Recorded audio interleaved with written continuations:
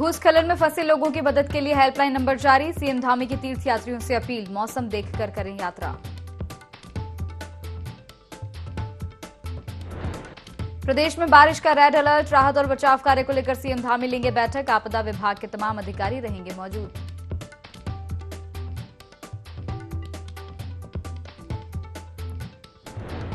बारिश ने देहरादून में तोड़ा 7 साल का रिकॉर्ड। प्रदेश के 8 जिलों में भारी बारिश का रेड अलर्ट, पुलिस को हाई अलर्ट पर रहने के निर्देश।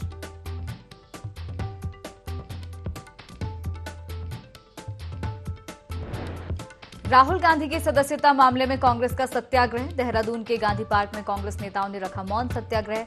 कहा, राहुल गांधी की आवाज दबाने के लिए रद्द की सदस्यता।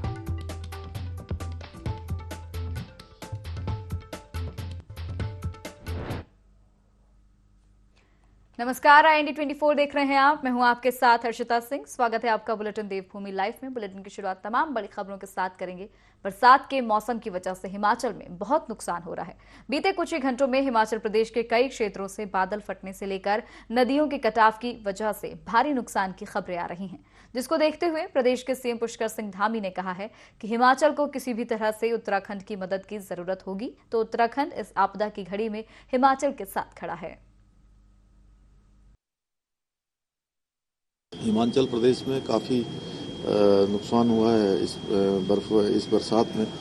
तो वहाँ के माननीय मुख्यमंत्री सुखविंदर सिंह सुक्खू जी से मैंने फ़ोन पर, क्योंकि उत्तराखंड की तरफ से उनको अगर किसी भी प्रकार की वहाँ पर सहायता की आवश्यकता होगी तो हम ऐसी आपदा की घड़ी में हिमाचल प्रदेश के साथ खड़े हैं।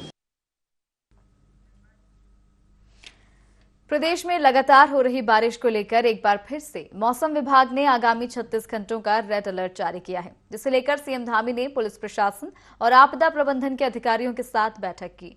बैठक के बाद सीएम धामी ने मीडिया से बात करते हुए कहा कि हर साल की तरह इस साल भी बारिश के मौसम में पर्वतीय राज्य होने के कारण तमाम जगह भूस्खलन, जलभराव के कारण कई जगह मार्ग अवरुद्ध हो जाते हैं। ऐसे में किसी भी जगह यदि किसी प्रकार की कोई आपदा आती है तो प्रभावितों को तत्काल मदद पहुंचाई जा सके, इसके लिए सभी अधिकारियों को आपसी सामंजस्य बनाते हुए अलर्ट मोड पर रहने के निर्देश दिए। इसके साथ ही सीएम ने लोगों से अपील करते हुए कहा कि पर्वतीय क्षेत्रों में चाहे वे देव दर्शन के लिए आने वाले श्रद्धालु हों या पर्यटन के लिए आने वाले पर्यटक हों, मौसम की जानकारी लेकर ही पर्वतीय क्षेत्रों पर यात्रा करें।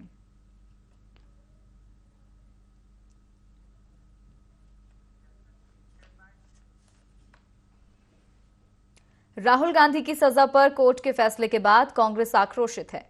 देहरादून के गांधी पार्क में कांग्रेसी मौन सत्याग्रह कर रहे हैं, जिसमें प्रदेश अध्यक्ष करण माहरा समेत तमाम नेता मौजूद हैं। कांग्रेस का कहना है कि राहुल गांधी मोदी सरकार के भ्रष्टाचार के खिलाफ लगातार आवाज उठा रहे हैं, लेकिन मोदी सरकार उनके प्रयासों को षड्यंत्र के तहत रोकने की कोशिश कर रही है।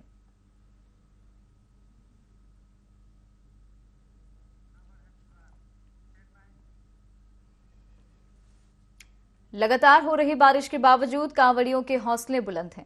केंद्रीय राज्य मंत्री संजीव बालियान कांवड़ यात्रा पर बहादुराबाद पहुंचे और कांवड़ सहायता शिविर में विश्राम किया। इस दौरान केंद्रीय राज्य मंत्री संजीव बालियान ने कहा कि यात्रा के दौरान वे यूनिफॉर्म सिविल कोड जैसे तमाम मुद्दों पर लोगों से फीडबैक लेंगे। वे 4 दिन बाद मुजफ्फरनगर पहुंचेंगे, जहां शिव चौक पर भगवान शंकर का जलाभिषेक करेंगे।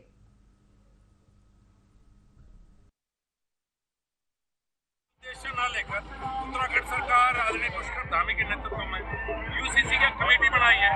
पूरा देश चाहता है कि यूसीसी पे कानून बने। उत्तराखंड सरकार ने पहल की है, तो भगवान भोलेनाथ इतनी शक्ति दे उत्तराखंड सरकार को कि यूसीसी पे कर पाए। प्रदेश को भ्रष्टाचार मुक्त बनाने के लिए एक विशेष अभियान चलाया जा रहा है, लेकिन इसके बावजूद भी भ्रष्टाचार के कई मामले सामने आ रहे हैं। बता दें कि मामला ज्वाला रामनगर के वन क्षेत्र का है, जहां यूकेलिप्टस की परमिशन की आड़ में माफियाओं ने अवैध रूप से यूकेलिप्टस के साथ साथ बेशकीमती सागौन को काटकर बेच रहे हैं। इसी दौरान निगम के आला अधिकारियों का कहना है कि वन निगम के लिए एक धारणा बना दी गई है कि वन निगम ही चोर है। वहीं जंगल माफिया अपने कारनामों को लगातार अंजाम दे रहे हैं और जंगलों के रक्षक एक दूसरे के ऊपर आरोप प्रत्यारोप लगा रहे हैं, लेकिन माफियाओं के खिलाफ कोई कार्रवाई नहीं की जा रही है। वही पेड़ अगर सूखा है तो उसमें आधा मान, कोई सूखा पेड़ है नीचे से सूखा हुआ है, पूरा जो है आपका तना पूरा नहीं मिल पा रहा प्रोडक्शन के बाद ही। इसकी हमने जो है संबंधित अधिकारियों से, वन संरक्षक से हमने वार्ता भी की है। तो जांच होगी, उसमें अगर जो है जो स्लूप निकलता है तो कार्रवाई। वन निगम की लॉटों में कटा हुआ माल भी इस तरह से चोरी हुई और लगातार कई बार उनको कहने के बाद भी उनके द्वारा कोई संज्ञान नहीं लिया गया। इस मजबूरन हमको स्वयं अपने वन विभाग को अपने संसाधनों से उस चोरी को रोकते हुए उस चोरी द्वारा उनके द्वारा चोरों के द्वारा ले जाए गए माल को बरामदगी करनी पड़ी। तो अब ये इनका ये कहना है कि हमारे यहाँ से चोरी नहीं हुआ, ये तो बड़ा अजीब बात है। उनके पास पूरा अधिकार था कि उस लॉट को लेने से मना कर दे, क्योंकि उनके द्वारा उस लॉट को स्वीकार किया गया। ठीक है, क्योंकि उस लॉटों में पाटन के लिए भारत सरकार से देर से स्वीकृति प्राप्त हुई थी, इसलिए जैसी स्वीकृति प्राप्त हुई वैसे ही दिया गया उनको। लेकिन इस क्रम में हमारे द्वारा उनके विरुद्ध जो भी वैधानिक कार्रवाई थी वन निगम के विरुद्ध कर दी गई है और प्रकरण को अब हमारी तरफ से समाप्त कर दिया जाए। मानसून सीजन शुरू होते ही खटीमा वन विभाग ने सीमांत क्षेत्रों में जंगली जानवरों को शिकारियों से बचाने के लिए तैयारी शुरू कर दी है। तराई पूर्वी वन प्रभाग, जिसका क्षेत्रफल हल्द्वानी से लेकर एक और यूपी से लगा है, तो वहीं दूसरी ओर इसकी सीमाएं नेपाल से भी लगी हैं, जिसके चलते तराई पूर्वी वन प्रभाग की सुरई, खटीमा और नधौर सहित कई वन रेंजों में बारिश का सीजन शुरू होते ही अवैध शिकारियों की आवाजाही शुरू हो जाती है। मानसून सत्र में हो रही बारिश के चलते वन क्षेत्र के निचले हिस्सों में पानी भर जाने से जंगली जानवर ऊंचे स्थानों पर चले जाते हैं, जिसके चलते शिकारियों को जंगली जानवरों का शिकार करने में आसानी होती है।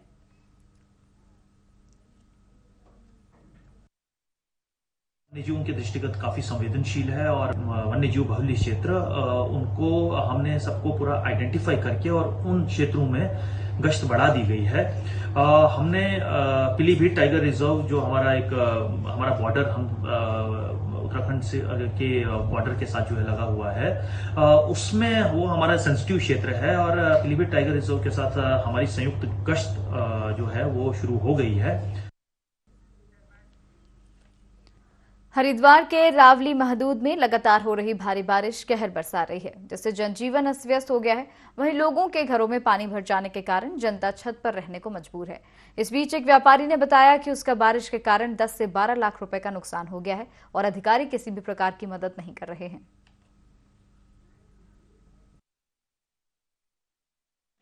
3 से 4 फुट पानी जा चुका है और सब घरों का 2.5 लाख, किसी का 3 लाख, किसी का 2 लाख, किसी का 4 लाख का नुकसान। इवन यहाँ तक कि खड़े हुए फ्रिज भी नीचे गिर गए हैं और चीनी, आटा, सब खाने का सामग्री सब बह गई है और लोग मार्केट से लेकर के आएंगे। बहुत ही बुरा हाल है। प्रशासन, शासन से मेरी गुजारिश है, ये हार्दिक प्रार्थना है कि इसका तुरंत निदान किया जाए। बढ़ेंगे अगली खबर की ओर। देहरादून में डेंगू के मामले थमने का नाम नहीं ले रहे हैं। पिछले 24 घंटे में डेंगू को लेकर 136 जांच की गई, जिसमें से डेंगू के 6 नए मरीज मिले, जिनका अस्पताल में इलाज चल रहा है। डेंगू की रोकथाम को लेकर जिला प्रशासन ने सभी स्कूलों को गाइडलाइन का पालन करने को कहा है। सभी एसडीएम और स्वास्थ्य विभाग की टीमों को जरूरी दिशा निर्देश दिए गए हैं। क्योंकि बरसात भी जल्दी आ गई और डेंगू पिछले साल इस महीने के ही अंत में आया था और इस बार केसेस इसी महीने की स्टार्टिंग में ही आ गए हैं।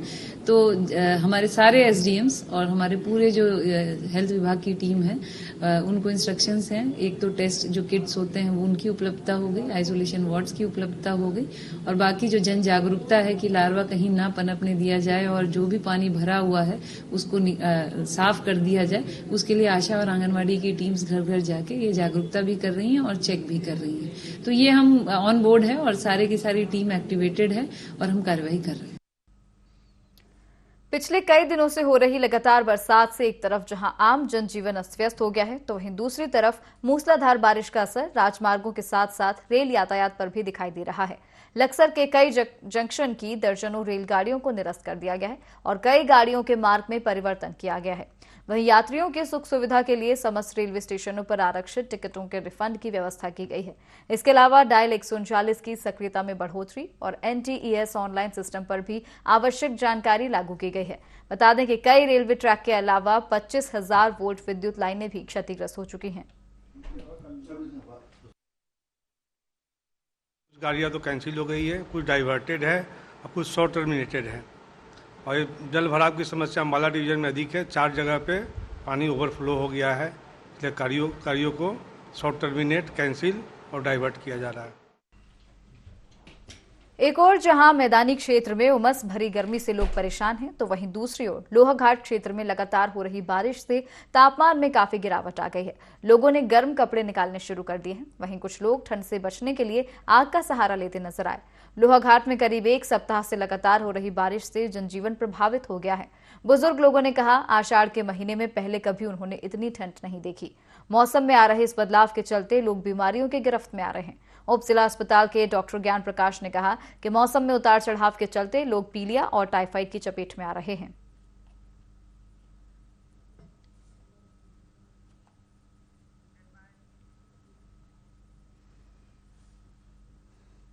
कोटद्वार में देर शाम हादसा हो गया, जहां एक कार खोह नदी में गिर गई। एसडीआरएफ की टीम ने 2 लोगों को रेस्क्यू कर निकाला, जबकि एक की मौत हो गई और 2 लोग लापता हैं। बता दें कि बीती शाम सभी युवक दुगड्डा से कोटद्वार की तरफ आ रहे थे, तभी उनकी कार अनियंत्रित होकर खोह नदी में जा गिरी। 5 युवक उत्तर प्रदेश के बिजनौर के बताए जा रहे हैं।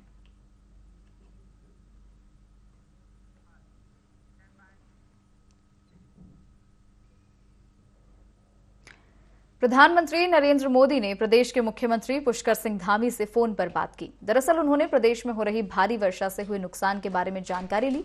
इसके साथ ही बारिश से हुए किसानों की फसलों को नुकसान के बारे में भी जाना। वहीं मुख्यमंत्री पुष्कर सिंह धामी ने मीडिया से बातचीत में कहा कि प्रधानमंत्री मोदी ने उत्तराखंड को हर संभव मदद का आश्वासन दिया है। प्रधानमंत्री जी ने कल उत्तराखंड के सभी क्षेत्रों के बारे में जानकारी प्राप्त की है और साथ में उन्होंने 4 धाम यात्रा है, कांवड़ यात्रा है, किसानों को हो रहे नुकसान सभी के बारे में उन्होंने जानकारी प्राप्त की है और हर संभव उन्होंने केंद्र सरकार की तरफ से सहायता का आश्वासन दिया है। देवाल ब्लॉक प्रमुख और ब्रिज एंड रूफ कंपनी के सहायक अभियंता के बीच हुए विवाद ने कांग्रेस को एक नया मुद्दा दे दिया है, जिसे भुनाने से कांग्रेस भी नहीं चूक रही है। बता दें कि ब्रिज एंड रूफ कंपनी के सहायक अभियंता ने ब्लॉक प्रमुख के खिलाफ पुल निर्माण कार्य बंद कराने और जेसीबी मशीनों को जलाने की धमकी देने का आरोप लगाया, जिस पर पुलिस ने ब्लॉक प्रमुख दानू के खिलाफ मुकदमा दर्ज कर लिया है। इस पर कांग्रेस कार्यकर्ताओं ने देवाल बाजार में नारेबाजी कर प्रदर्शन किया और सरकार का पुतला दहन किया।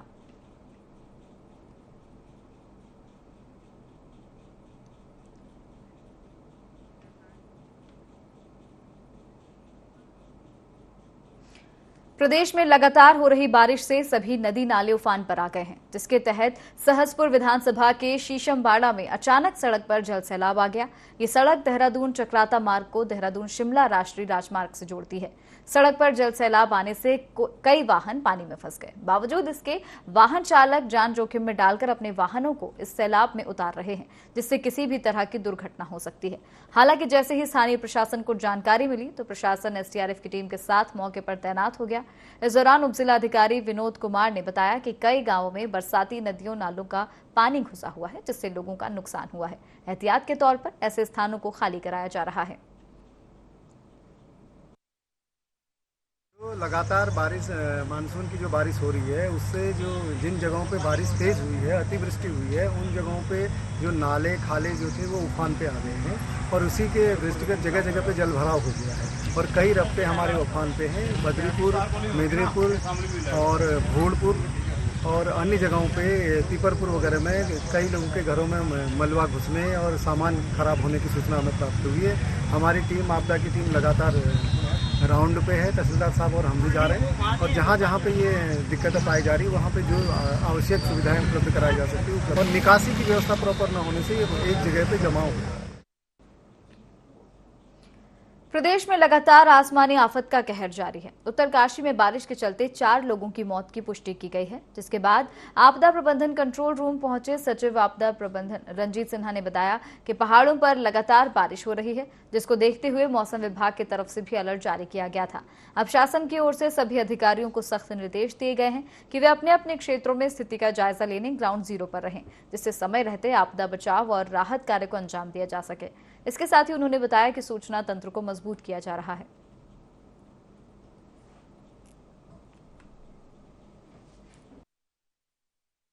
उत्तरकाशी में गंगनानी जगह पे पत्थर गिरने से 3 वाहनों पे 4 लोगों की मृत्यु हो गई और 7 लोग घायल हो गए।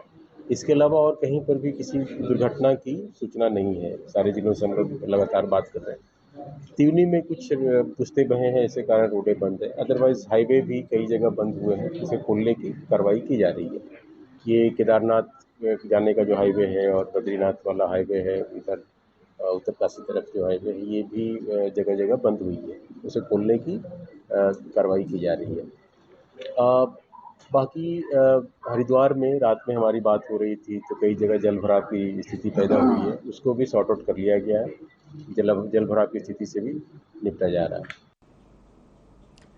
जनपद उत्तरकाशी में 3 दिनों से मंडी में टमाटर नहीं पहुंच रहा है। लगातार बरसात होने से सब्जियों के दाम आसमान छू रहे हैं। व्यापारियों का कहना है कि बरसात से मार्ग जगह जगह बंद होने से जनपद मुख्यालय सहित अन्य क्षेत्रों में सब्जियों की आपूर्ति नहीं हो पा रही है। जनपद की मुख्य मंडी में 3 दिनों से सप्लाई पूरी तरह बंद पड़ी है।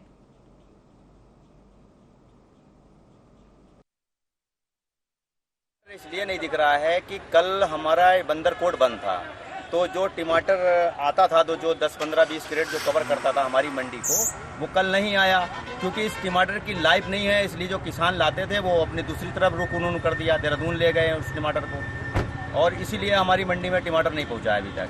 तीसरा दिन है आज। उधम सिंह नगर की पुल भट्टा थाना पुलिस को बड़ी सफलता हाथ लगी है। पुलिस ने 11 लाख रुपए की स्मैक के साथ स्मैक तस्कर को गिरफ्तार किया है। आरोपी ने पूछताछ में बताया कि वो 3 अन्य लोगों को स्मैक की सप्लाई करता था। फिलहाल पुलिस ने आरोपी के खिलाफ मामला दर्ज कर कार्रवाई शुरू कर दी है। पुल भट्टा की टीम को बेहतरीन सफलता मिली है, जिसमें 110 ग्राम नाजायज अवैध स्मैक है। मार्केट वैल्यू लगभग 10 लाख से ऊपर होगा। 110 ग्राम स्मैक के साथ एक अभियुक्त को गिरफ्तार किया गया है। 2 इंपॉर्टेंट पॉइंट्स है जो पहली बार हुआ है कि ये केवल स्मैक तस्करी करके नहीं लाता था बरेली पीलीभीत से जैसे हमेशा लाते हैं। दूसरा ये है कि खुद नशा नहीं करता है, ये पेशेवर रूप से ये काम करता था। तो ये बड़ा डेंजरस चीज़ें हैं। बैंक अकाउंट की तस्करी मतलब डिटेल्स हम उसमें खंगाला जा रहा है। उसमें आवश्यकता करने पर बैंक अकाउंट के डिटेल्स के बाद जो है आर्थिक इन्वेस्टिगेशन भी करेंगे, संपत्ति जब्ती। बरेली से प्रथम दृष्टया बोला जा रहा है, ये सब इन्वेस्टिगेशन में हम पता। कई दिनों से लगातार हो रही तेज बारिश के कारण जगह जगह जलभराव की स्थिति बन गई है। बारिश का पानी साबिर साहब की दरगाह के अंदर भी घुस गया है।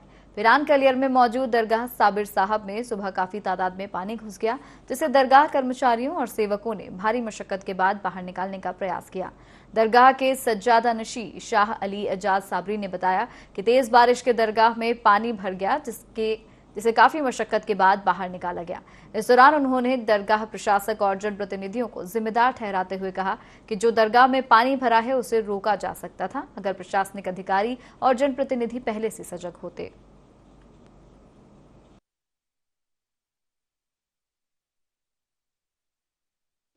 वैसे फिर कह भी नहीं सकते, बारिश अल्लाह ताला की तरफ से है, बारिश इतनी हो रही, लेकिन इसका इंतजाम हो सकते थे जो हम लोग कर सकते थे, और दरगाह का इसका इंतज़ाम खास तौर पर कर सकता था, जो कि नहीं हो पाया। और ये साफ तौर पर ये हमारे जनप्रतिनिधियों की कमी है। जिम्मेदारों को इस चीज़ का देखना चाहिए। तो हमने एक नाला साफ कराया, उसकी वजह से थोड़ा सा पैतियाने गेट पर सुकून है, लेकिन और चारों तरफ से गेट ब्लॉक हैं। बाकी बस यही दुआ करते हैं कि अल्लाह अपना रहम फरमाए और सबकी हिफाजत फरमाए, सबकी जानो माल की हिफाजत फरमाए। और ये जो दरगाह के अंदर ये सब पानी निकल गया, इसकी सफाई हो और फिर जायरीन आप सुकून से हासिल करें। लोहाघाट क्षेत्र में लगातार भारी बारिश हो रही है, जिस कारण आदर्श कॉलोनी के होली ग्राउंड के पास एक पेड़ अचानक से मकान के ऊपर गिर गया, जिससे भवन को भी काफी नुकसान पहुंचा है। हालांकि गनीमत ये रही कि भवन खाली था, वहीं पेड़ की चपेट में आने से एक वाहन भी बच गया। इस दौरान सूचना पर राजस्व उप निरीक्षक और फायर टीम प्रभारी FSSO के नेतृत्व में मौके पर पहुंची, जिन्होंने पेड़ को काटकर मार्ग को खोला।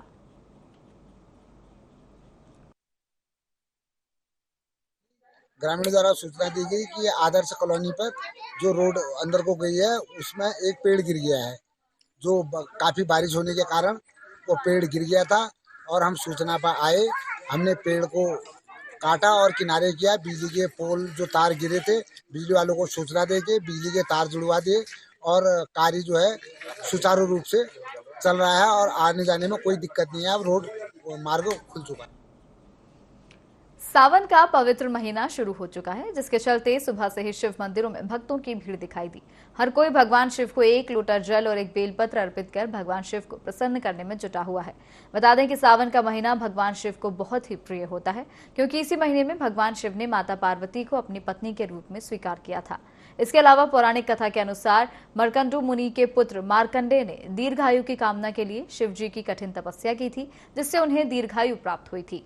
जिसके बाद से ही सावन के महीने में लंबी आयु पाने के लिए, बीमारियों से मुक्ति के लिए और अकाल मृत्यु से बचने के लिए भगवान शिव जी की विशेष पूजा उपासना की जाती है।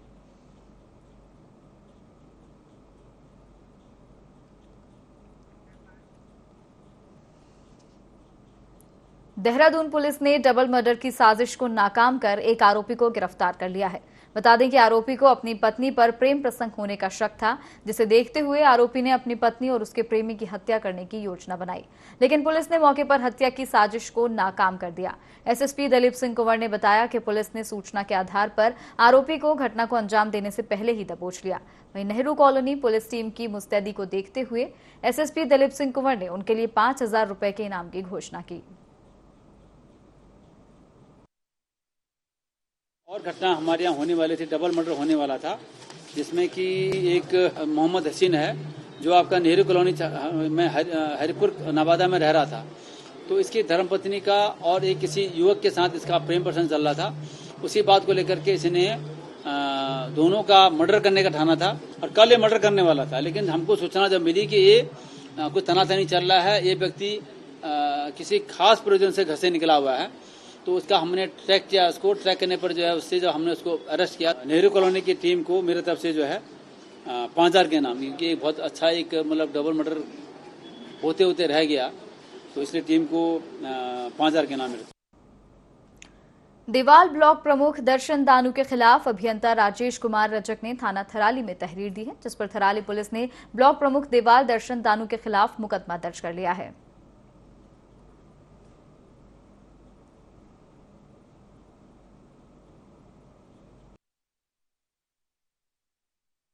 एंड रूफ कंपनी के इंजीनियर राजेश कुमार द्वारा थाने में आकर एक तहरीर दी गई थी, जिसमें उनके द्वारा आरोप लगाया गया कि यहाँ के क्षेत्र प्रमुख दानू जी उनको काम करने में बाधा पहुंचा रहे हैं और पैसे की डिमांड कर रहे हैं, और उनके चालक को भी उनके साथ मारपीट की गई दानू जी के द्वारा। तो प्रस्तुत तहरीर के आधार पर हमने मुकदमा लिख दिया है उनके खिलाफ।